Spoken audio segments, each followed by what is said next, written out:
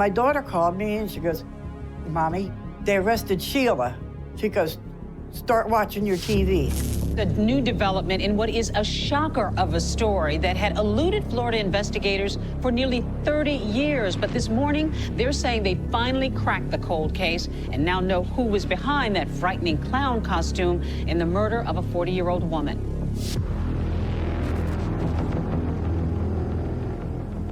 My name is Mark Anderson, sir. I'm an investigator with the Palm Beach County State Attorney's Office. Yes, sir. Your wife has been placed under arrest for first-degree murder. Once Sheila was placed under arrest, I approached Mike Warren. Are you all right, sir? No, sir, I'm not. Do you have questions about why your wife would be arrested for first-degree murder? I don't know what's going on. We're talking about the murder of Marlene Warren. Oh, no. At that point, we still didn't have sufficient information about Michael Warren's knowledge, planning, participation. We weren't able at that time to arrest him. Oh, my God. I didn't know if you wanted to tell us anything. You're not under arrest? I don't even want to talk. If Mike Warren was concerned about his current wife being arrested for shooting his first wife in the face, he's either a very good actor or it didn't bother him at all.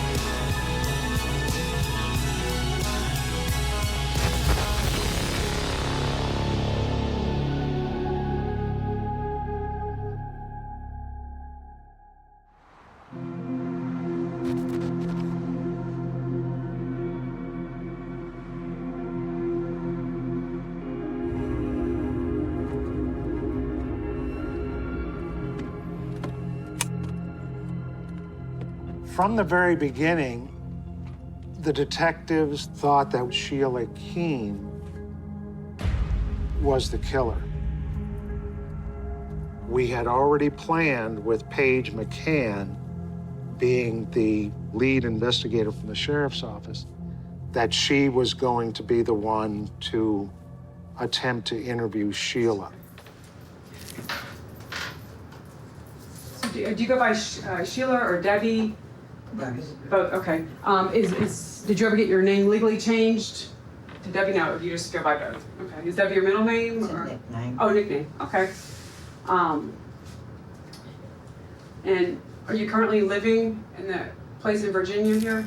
And then you guys own a restaurant together still, or did you sell that?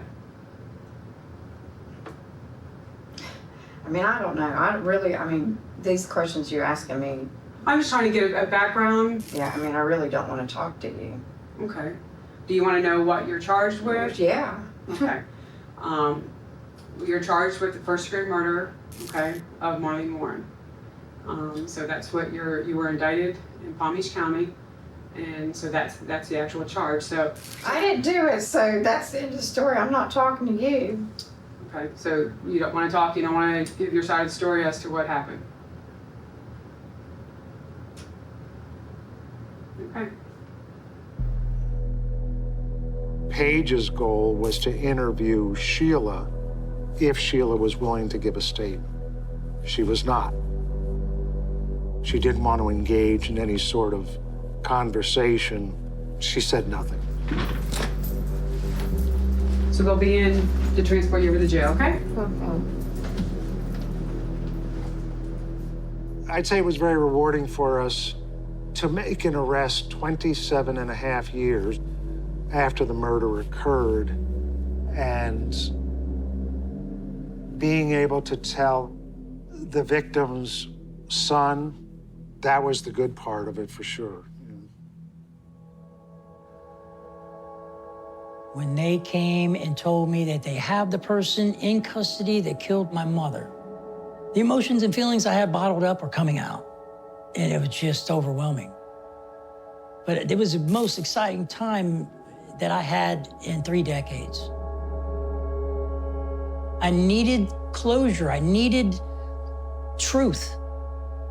Everybody was calling me from the newsroom. Mike, did you hear what's going on? They're arresting Sheila. They're bringing her back to Florida. And I'm like, what? You're saying that you liked Mike and Sheila from the beginning. Why is Sheila the only one who's being arrested? A major break tonight in a 27-year-old unsolved mystery. Police in Florida arresting a female suspect in what had been called the killer clown case, accused of killing a woman while dressed as a clown, then marrying the victim's husband. When Mike married Sheila, my jaw hit the floor. I thought, how disrespectful. Here is the lady that they say is the killer clown, and she is smiling in her mugshot. So we see that in the newsroom, and we're like, oh my God. Really? Smile in the mugshot. Want any water? Anything? Anything, Greg? Yes? Okay. I want to talk to my husband. Okay, you want to talk to you? Mm-hmm. Okay. All right.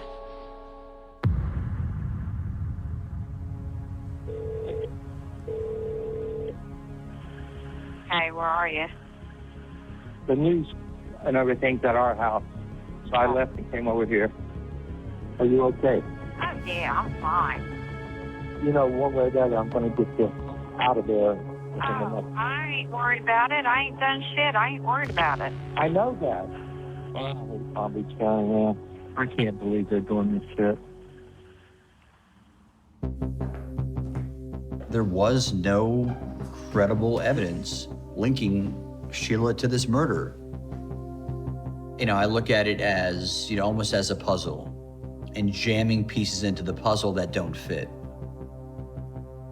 And it was conviction at all cost. Miss Keen Warren's case had, you know, nothing to do with guilt or innocence. You know, it was a media case for the state. As state attorney, I'm the chief prosecutor for the county. It's my decision whether someone gets prosecuted. Sheila Keen Warren thought that she had escaped this. She ran away, she changed her name, changed her hair color, and thought it was just mission accomplished. Well, eventually, the evidence she left behind did her in. The defendant in this case, Miss Sheila Keen Warren, has been indicted for first-degree murder with a firearm. The potential penalty in this case is life in prison and potentially the death penalty. The decision was filed as we would be seeking the death penalty. This clearly was a premeditated murder. We were so outraged by how not only she committed this heinous crime, but that she was able to hide and live her best life, getting away with it for so many years, 27 years. And that, to me, was a crime on top of a crime.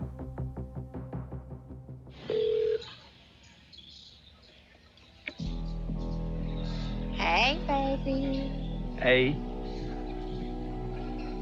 Don't cry, baby.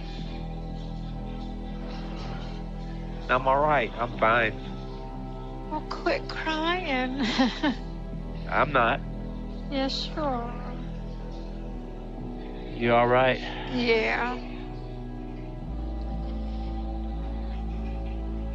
I just don't like you in there. I know. I feel helpless. I know. I know. But I'm doing everything I can on the outside. Everything.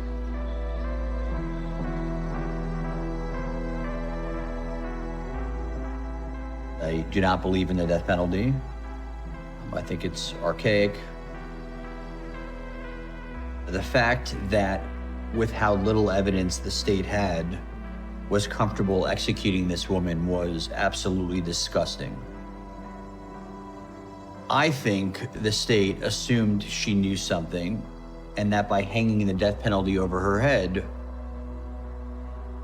you know, she would provide information. We're gonna beat it, so you didn't do nothing. Don't worry about nothing. I need you 1,000%. I need you too. I need you too.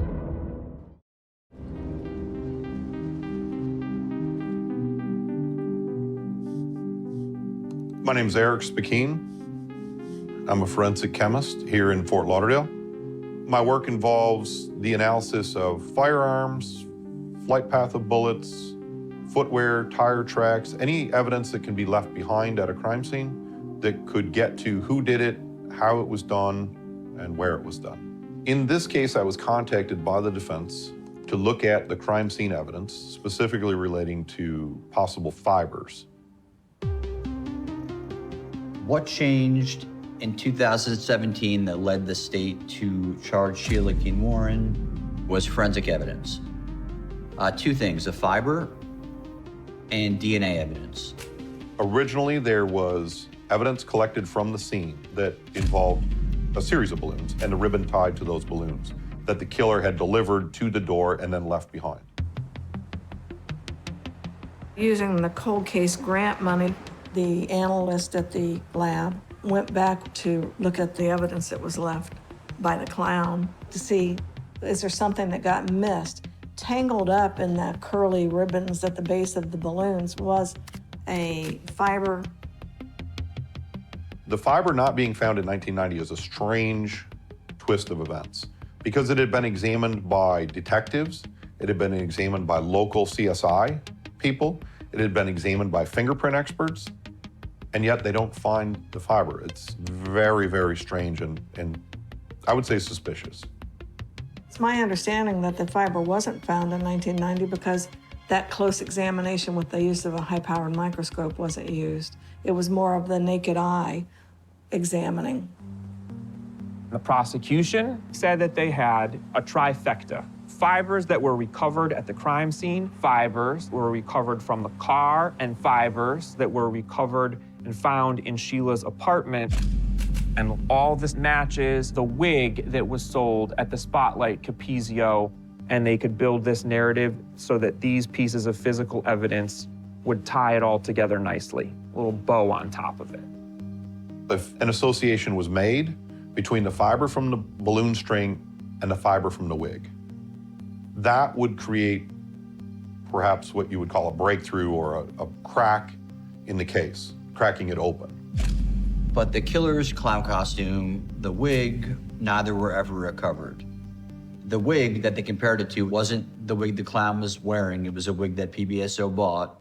So it's just junk science.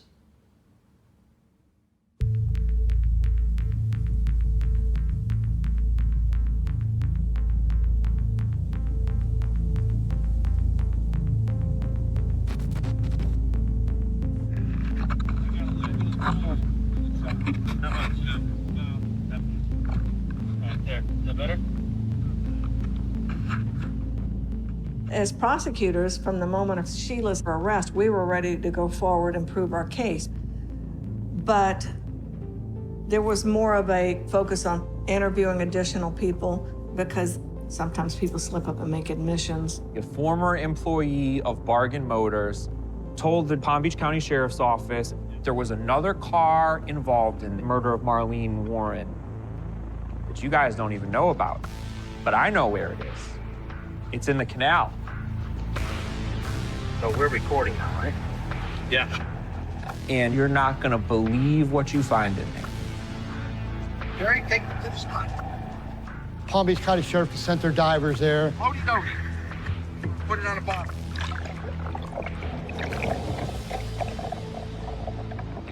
Those canals are deep. They're like 20, 25 foot. This is 2.5 decades after the murder. Yeah, man, I'm telling you. There you go. A car was found in a canal. They craned them out and everything. They're told there's gonna be clown paraphernalia. This could be the piece of evidence that brings all of it together. There was evidence of Sheila purchasing the clown outfit, but it was never located. So for me, it was more like get that piece of the puzzle and make the justice happen. What's in this car? A whole lot of nothing. I don't think they found anything, anything worthwhile. It was a big dead end.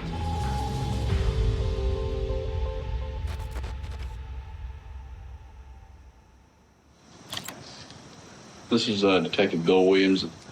This will be an interview with Sheila Keene. You know anybody who has a white LeBaron? No, Have you ever been in a white LeBaron? never. Have you ever seen LeBarons over at Mike's place? No.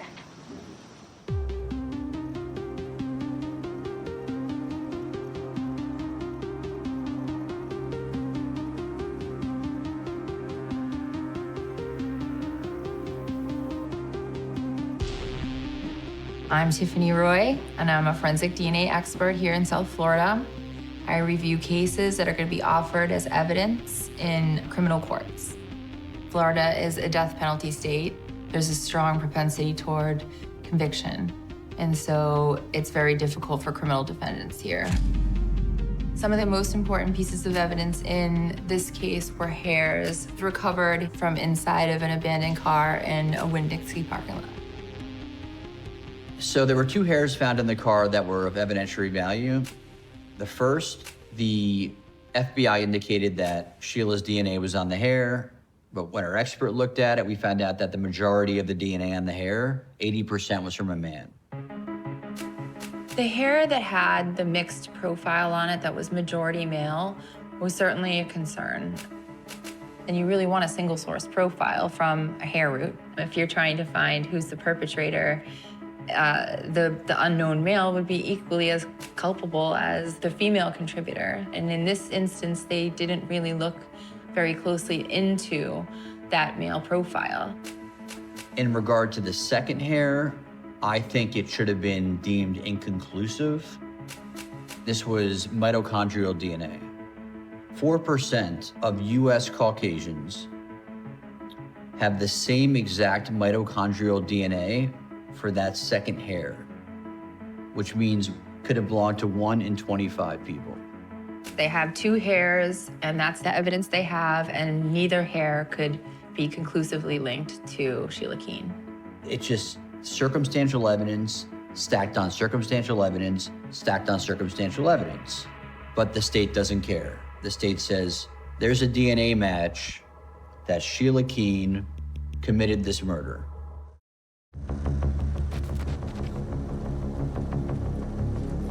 Okay, we are here on the record. Would you please state your name, sir? Donald James Carter. Did you ever see anybody else driving the Chrysler LeBaron? Did everybody in the shop drive it? No, basically only 4 people who knew the car was there. Did you ride in the car? Never. So the only people that you saw inside the car was Mike Warren and Sheila Keene?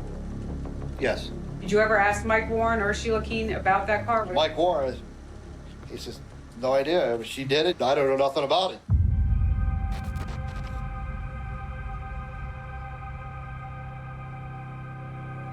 I'm sure if you talk to any of the other investigators involved in the case, the most frustrating bang your head against the wall part of this case is that we were unable to charge Michael Warren.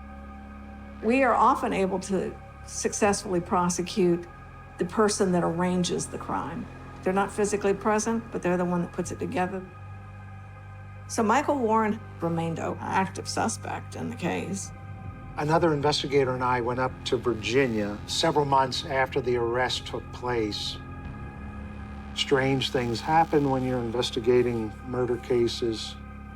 Is maybe we would get lucky and find somebody that either Mike or Debbie mentioned something about the murder back in 1990. We did not get that lucky. But when Sheila was in prison, I remember interviewing a young woman. She told us that Mike fancied her. The Warren residence needed to be cleaned, and Mike would pay her to clean it. And she said that when she went there, Mike came into the bedroom and guided her to the bed and told her that he wanted her in a sexual way. And this was just a week after his wife had been arrested for murder. To me, that reflected on his character or his lack of character.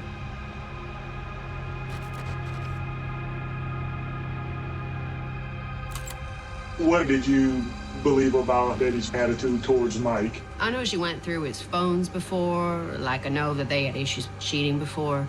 He's that type of man. He always wants more and more and more and wants his cake and to eat it too, type thing. And I think she knows that, but she thought that she could have him on a leash.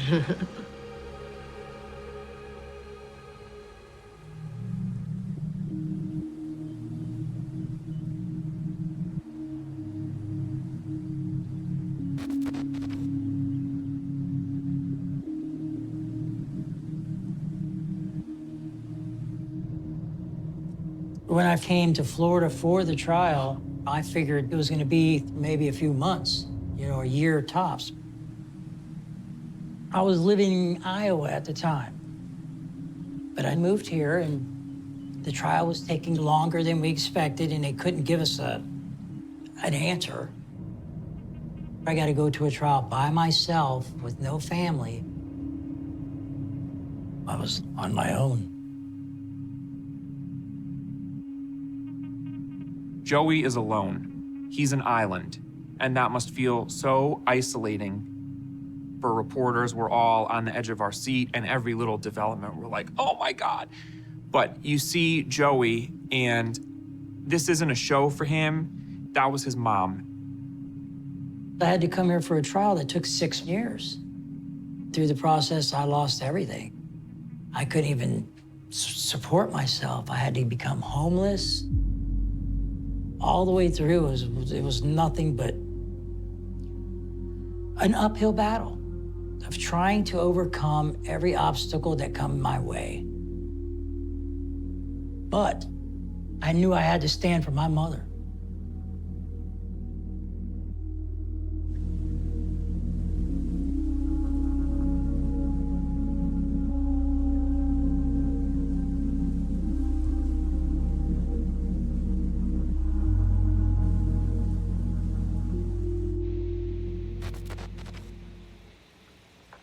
This is being recorded now, okay? Okay.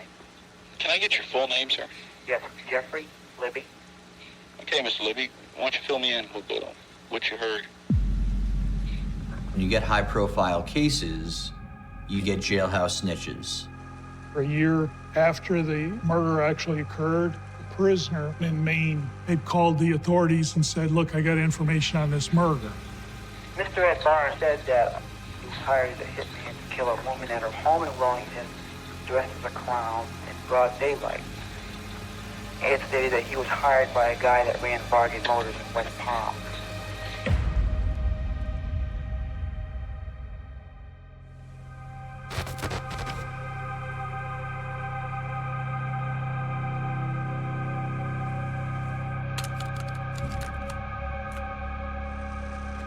This is Detective Bill Williams of the Palm Beach County Sheriff's Office.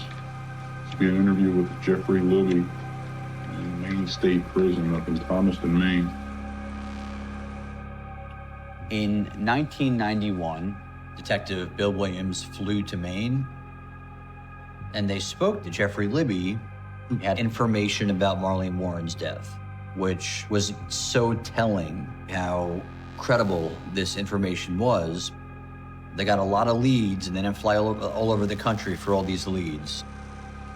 When did you first sit down and actually discuss with you this case in South Florida about the clown? 8/27, 8/28. Ed Barr was a career criminal who we know without question was in Palm Beach County at the time of Marlene Warren's death. Basically what he told me was that this guy had offered him a substantial amount to kill his wife. He said that the car that was used was from Bargain Motors and that it was lent to him by the same guy that hired him. Story goes, this guy, Ed Barr, who's incarcerated in New England, tells a cellmate, craziest thing I've ever done is kill a guy's wife in Florida. He stated that in broad daylight, he dressed up as a clown, went up to this residence where this woman was living, knocked on the door, and when she opened the door, he pointed a gun to her face, and shot her in the face.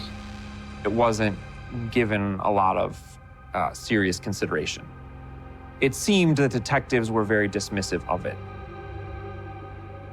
Sometimes inmates mouth off for cred or to get, a reputation for being a bad guy, And then sometimes the inmate who supposedly hears it has the incentive to gain some kind of a benefit in their own sentence.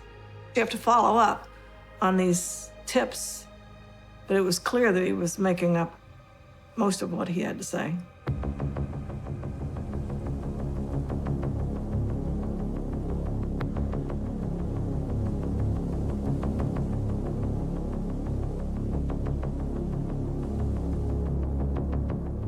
The person who shot Marlene Warren was a professional. Just based on how the murder was, committed and how the person slowly and calmly walked away. It was definitely a professional. Marlene came to me one time and she asked my ex-husband and I how we would know if somebody was putting a hit out on her. And my husband, he said, "Are you afraid of somebody?" And she said, "Yeah, I just have this uneasy feeling like I'm being stalked." Did she ever make any comments to you that she thought maybe her husband was after her or out to get her or anything? At one point, she said, "Diane, do you think Mike could really have me killed?" And I said, "Well, what are you talking about?" She said, I don't trust him in any way, shape, or form anymore.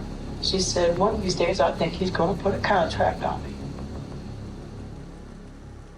She was right. Somebody wanted her dead.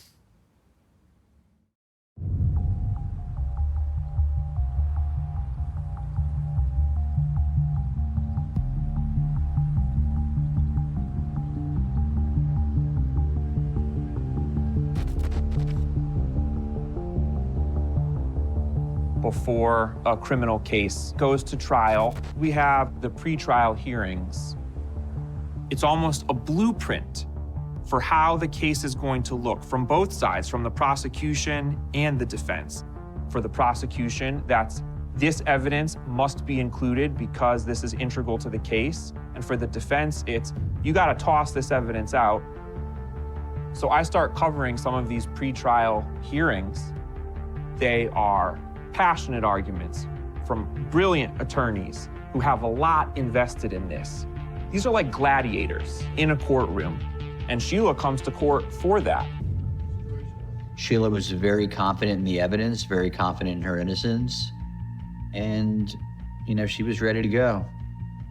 She basically sat in silence and showed no emotion or anything. And Michael Warren never came to court. And I'm sure he probably was a little afraid to come to court because he might be next.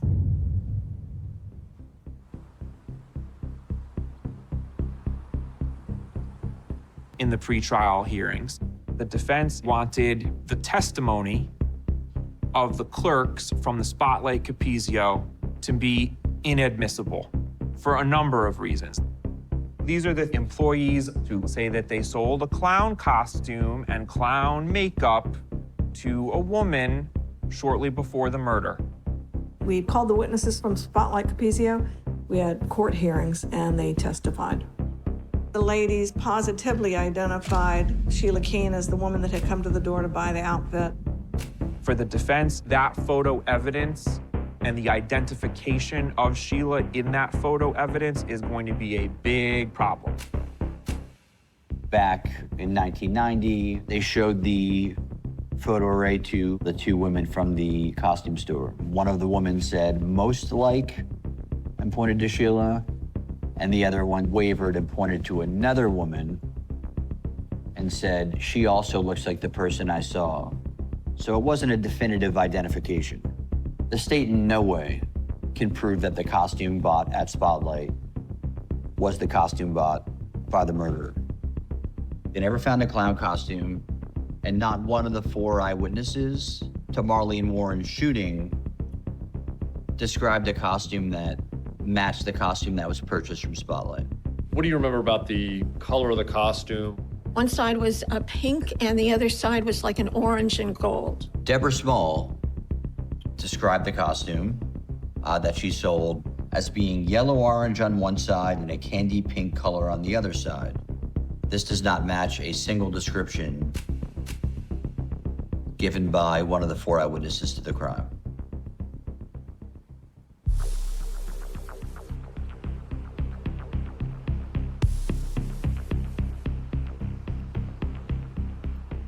The defense is still picking apart everything that the prosecution says they have on Sheila. They are dissecting it, especially the eyewitness accounts from people in the home when this occurred. Joey and his friends, Wendell, Mindy, and Jeannie. Okay, this guy in the clown suit, you're pretty sure it was a man? He didn't have breasts. He looked like he was a little bit built. It's definitely a male, though. It wasn't a female. You saw this guy standing at, or guy or girl, we don't know that. Girl. Clown outfit. This person standing at the door, right? How tall would you say he was? Well, he's got the height of Wendell. And Wendell, like, he's about 6 foot. You had 4 eyewitnesses identify the shooter as over 6 feet tall. 3 of 4 eyewitnesses identify the shooter as a man. Sheila is short. She's not 6 feet. They could have had her stand up in court. And you could ask the jury, does that look like a 6-foot man to you? No. So that was going to be a big problem. As we chipped away at the case, based on the evidence, it was just impossible that Sheila Keene Ward committed this crime.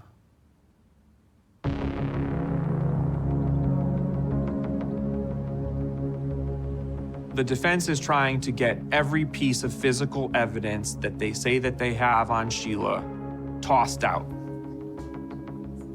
They're gonna hang their hat on an audit that was done of how evidence was stored in the sheriff's office, where bags containing evidence are in bad condition.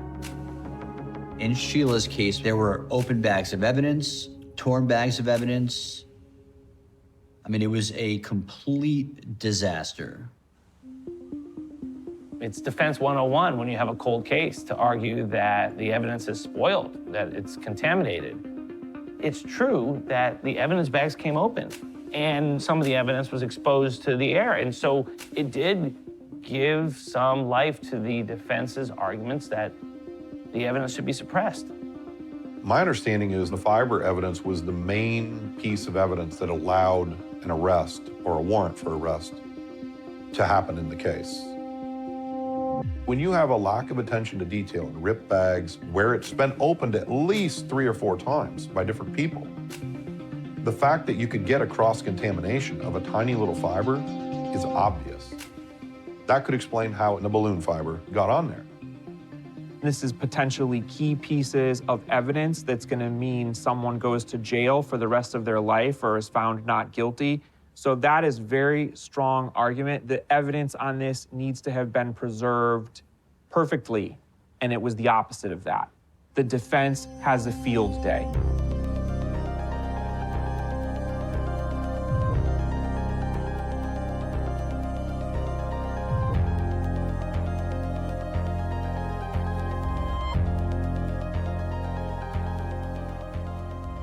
My prosecutors came to me and said that there are pending motions before the court that could suppress our key evidence. The case was starting to implode.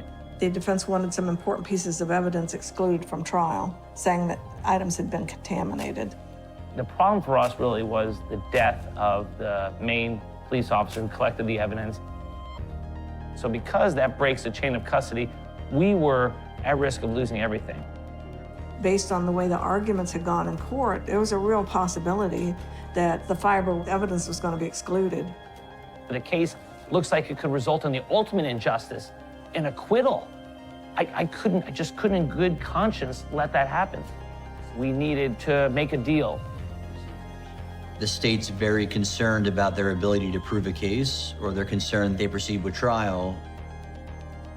You know, our client might be acquitted. You know, they knew what they were doing when they gave this incredible sweetheart deal.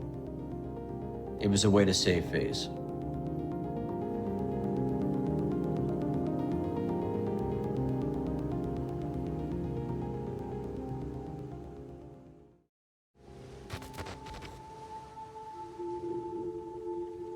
Throughout my career with the state attorney's office, it's always been our office policy to include victims' families in your resolutions.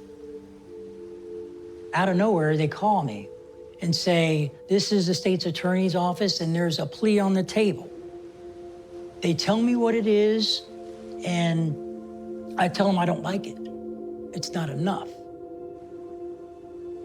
Victims are important to us, their families are important to us, and the goal is to come to a mutually agreeable resolution. This is an incredibly hard decision that he is faced with when they say, we think that this plea bargain is the best way forward. What do you think, Joey? They said he needed an answer right away, that day. I was lost. You know, I didn't know what to do, how to do it. He wants to do right by his mom and the memory of Marlene, but he also has to do what's right for him as he wants to move forward with his life. He doesn't have anybody to consult with. I can't imagine. When I received the call from the state's attorney's office, I pondered on it for 3 days. I didn't want that agreement. But then I see their case is falling apart. It was a mess. I had to just take the plea because I just wanted a conviction, just like them at the end of the day. Joey Aarons was very understanding, and ultimately he was infinitely grateful that there would be closure and that there would be a guilty plea. Nothing short of, I admit I did it. I just knew. They didn't say it. I just knew.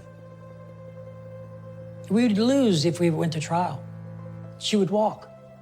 I was not going to have that. I get a call. Mike, I think you got to get over to the courthouse right now. Something's going on with Sheila. I run into the courtroom, and they're bringing Sheila out, and I'm thinking, is she going to take a plea? Is she really going to take a plea? One of the most bizarre and closely followed mysteries in South Florida. The suspect, Sheila Keene Warren, has taken a plea deal offered by prosecutors. We learned today there will be no trial, and this was all unexpected.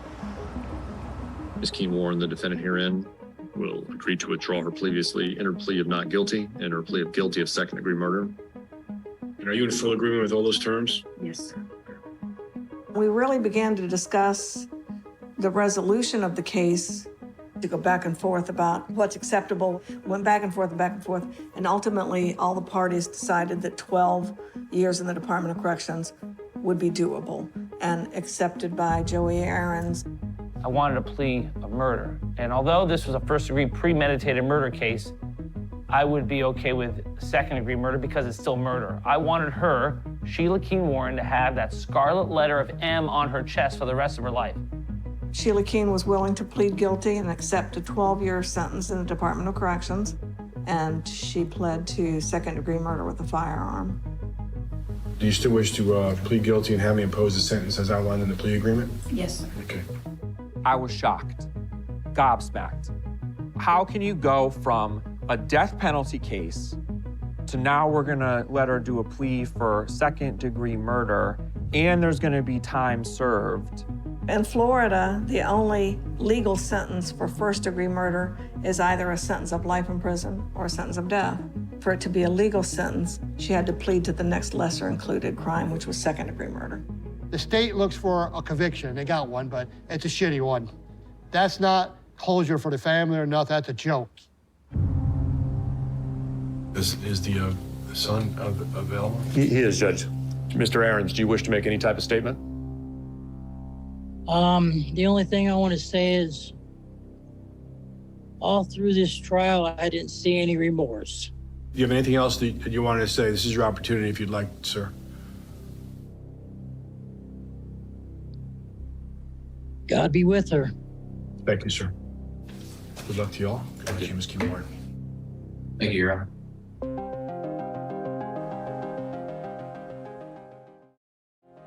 Good evening, everybody. The defense team tells me that Sheila Keene Warren did not enter this plea because she did it.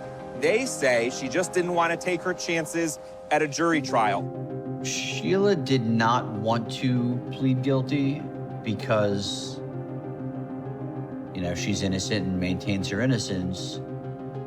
But with good behavior, she was looking at spending about 16 more months in prison. It's hard to say no. She wanted to go home.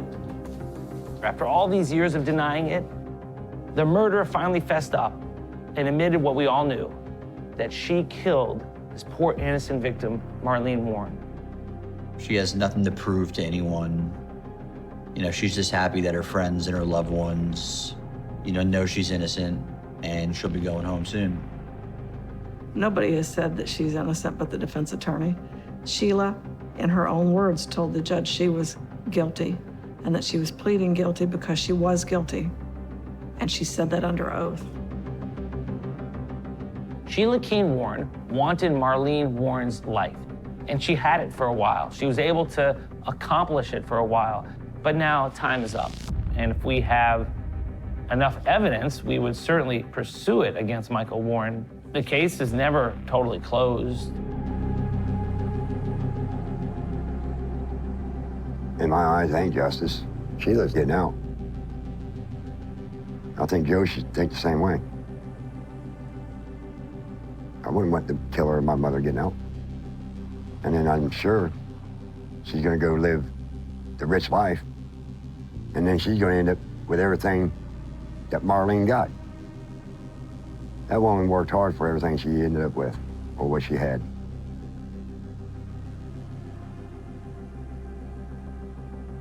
So it was all just taken away. I'm glad it's over with for Joey's sake, because that boy has gone through hell. But to me, no. I think the courts failed him and Marlene. I go to her gravesite, and I don't smoke anymore, but I'll take coffee and pour a little bit on the ground and talk to her. Marlene, I miss you, I love you. You know, everything's done now. You can finally rest in peace.